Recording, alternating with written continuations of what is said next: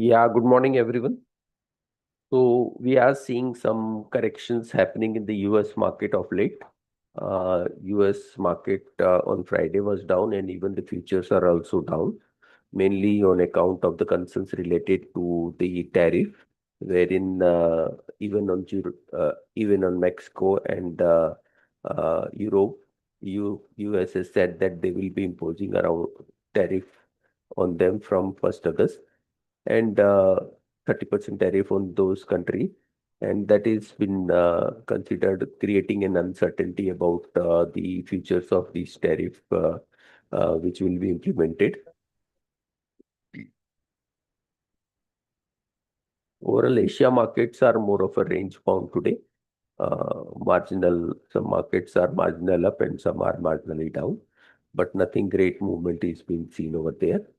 Commodities are also more of a flattish. Most of the commodities are whether it is aluminum, copper, iron ore, steel, or all flat, except oil, which has moved up to over $70 again now at one around 70.45, up by around $1.5. So the overall market is likely to see some profit booking continuing in today's trade, uh, and market are likely to see which was there on the Friday. Now I'll request technical team to take up from here. Thank you, sir. Good morning, all of you. This is Swati. Today, the market is likely to open on slightly negative note, and we're likely to witness some range-bound trading session. Now, on the technical front, Friday we have seen that the Nifty has given the breakdown of a short-term moving average, which comes to at around 20 DMA at around 25,265 levels, and maintain a closing below the same levels, which gives some sort of a cautious sign. Now, I believe that as long as Nifty trades below those levels, the selling pressure is likely to be seen in the near term futures. Downside, it has a crucial support at around 25,070. If we witnessed a closing below that level, then more selling pressure is likely to be intensified, which might take a Nifty towards 225,000 to 24,940 levels. So the view is little bit cautious for a short period of a time as long as Nifty trades below 24,270 levels on the closing basis. Whereas on high side, 24,270 will act as immediate resistance level.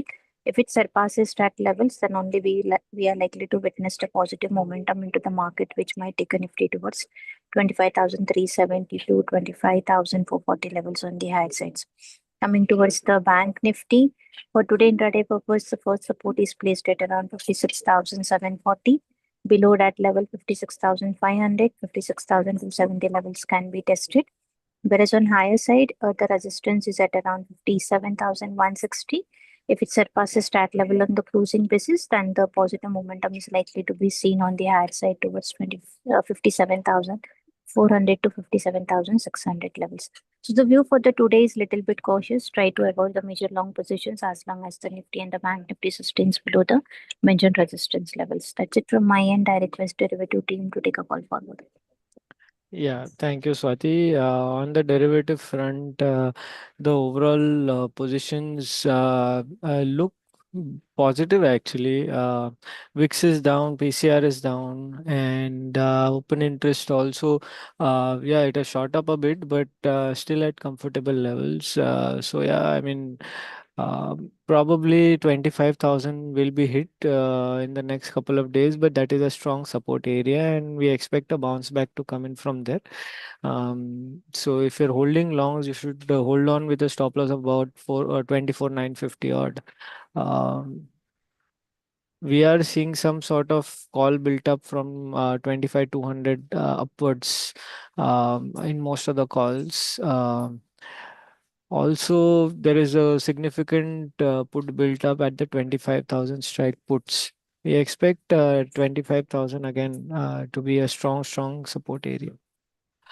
On the higher side, 25,500 will be a small resistance before and after breaking that 26,000 is what we are looking at for Nifty in the next few days. From the stock specific front, we are seeing FMCG stocks doing well. No doubt, FMCG was in a consolidation, but now the likes of HUL, Marico, and others are witnessing, buying, and we expect this to continue. Also, IT, most of the stocks were down, but we are seeing shorts being covered, and that is a good sign. So we expect further buying in IT stocks. Overall, if you see in the last 3 months, they've only gone up. Yes, in the last week or so, they've come down, but we expect this buying to continue now of the last 3 months, and they can make higher highs again. Infosys is one stock. Where we saw longs being built in once gap down was formed. So we can probably look to add this stock on the lower end. Along with this, Tata Tech, TCS, and the others also can probably witness good buying. Yeah, look out for the same. That's it from my side. Like to ask the fundamental team to take over, please. Thank you, Neerav. Good morning, everyone. On the IPO front, Anthem Bioscience Limited is opening for subscription today and closing on 16 July. The price band is set at rupees 570 on the upper end side. The total issue is of rupees 3,395 crore, which mainly includes offer for sale. Post listing, the promoters holding will come down by 2.2% from 76.9% to 74.7%. Anthem is a fast growing Indian CRDMO, which is offering end to end solutions from drug discovery to the commercial manufacturing. It has incorporated its operations in 2006 and it serves global pharma and biotech firms across various platforms that it serves with.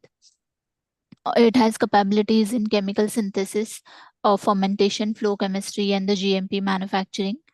It holds a unique position in the industry, led by its integrated capabilities to manufacture both the small molecules and the biologics, which is coupled with the diverse range of modalities. It has built a strong global presence, backed by its significant level of expertise from the founders and the management team. Historically, it has been able to deliver the faster growth than its industry peers while maintaining high profitability and return ratios. Currently, it is working on the 16 projects in their final stages, including 10 late stage molecules. And in the past, it has observed a 81% of success rate in the commercializing in its late stage molecules. So, this shows potential for its future growth. The IPO is issued at slightly lower valuation at 71 times price to earnings to FY25 EPS when we compared it with the peers. However, we believe the company's strong business model and focus on driving the growth with sustainability and historical robust financial performance may attract the higher valuation in the future. So we have recommended subscribe to the issue. Dodla Dairy has announced acquisition with HR Foods Processing Limited, which mainly operates with the brand Osam. It has acquired 100% stake in the company with for 271 crore, which is fully funded via internal accruals. The deal is expected to close in 1 to 2 months, and the promoters are expected to exit and Dodla Dairy to have a full control once the deal is closed. The acquisition strengthens Dodla's presence in the eastern India, primarily in Bihar and Jharkhand.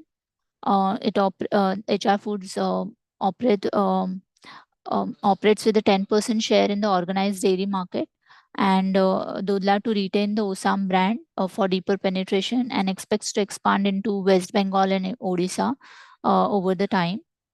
In terms of operational metrics, the HR Foods milk procurement stands at 1.1 lakhs liter per day, and it has a procurement network of 25,000 farmers, with 70% of which is buffalo milk. It operates 2 plants with 75% utilization, and both manufactures the full product range. Dodla is currently trading at around 22 times to FY27 price to earnings, and which indicates limited upside in the near term. However, we are positive over the long term. So that's it from my side. Thank you. Morning, everyone. On the IPO front, today Travel Food Services is getting listed. The company which operates in the niche segment of airport travel, QSR, and launch segments. It operates 14 Indian airports and 3 in Malaysia and 1 in Hong Kong, and it has created a dominant footprint for itself. So IPO was available at attractive valuation at EV by EBITDA of 25 times, which was below the industry average of 29 times, and thus we had recommended subscribe to that issue. And we are expecting a flattish opening. And however, the outlook for Travel Food Services Limited remains long-term positive. That's it from me. Thank you. Good morning. News update from HUDCO.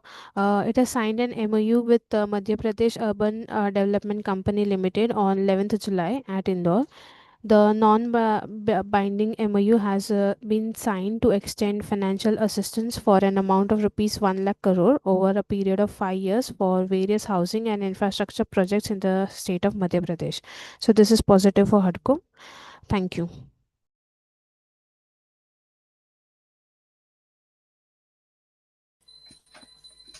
Good morning.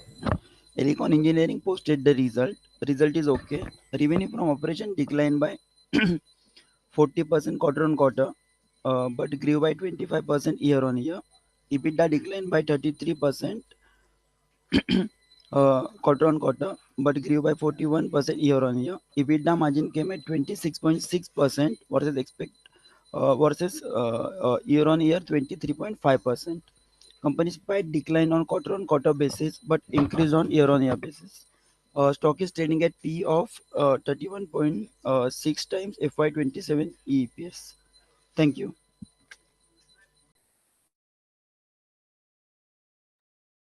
Yeah, Avenue Super Smart came up with the numbers, and the numbers were marginally below expectations.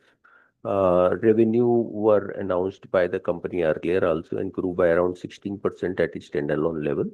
Then EBITDA margin came a bit lower at 8.2% versus expected 8.4%, and last year it was at around 8.9%. So we are seeing continuously the margin pressure continue for the company.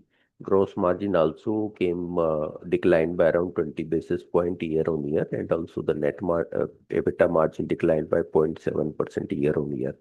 So the margin pressure is still continuing. So overall outlook from here is neutral for Avenue Super Smart. Apart from that, VIP got acquired by private equity funds, and the Sancheti, who were the promoter of CaratLane earlier and then got sold off to Tanishq. So along with private equity firm, they had now acquired VIP Industries, which we feel can act as positive for VIP. No doubt they had not disclosed the acquisition price for VIP, but the open offer is at 388 rupees, which is much lower than the current trading price. So for time being, assets, the price share of the VIP will be under pressure in the near term. But what we see that the promoter which has come now is quite effective and has shown their strength in the past in CaratLane business development.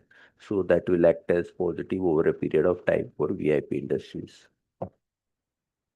So from a near-term perspective, we may see pressure on the VIP prices, but long-term outlook can work out well for the VIP Industries, as if we compare it with the Safari industry on the valuations front, it is trading cheaper than the Safari at current price as well. That's all from us, and I'll request commodity team to take up from here. Yes, sir. Thank you very much. Good morning, everyone. So gold and silver prices have already opened cap up. One should wait for a dip around 98,000 in gold and around 1,13,000 in silver. Uh, Buying on dips is recommended. Gold prices are expected to test 98, 400, 500 levels, wherein silver can expect 1,15,000 on higher end. Uh, Metals, copper one can buy around 884 with a stop loss of 879, and on upside again 890, 891 with one can book profits. Uh, Zinc one can buy on dips around 257 with a stop loss of 255. On upside again expected to test 260. In crude oil, one can wait for a dip around 58.50 and initiate a buy with a stop loss of 57.70. On upside, again can test 59.50, 6,000 levels.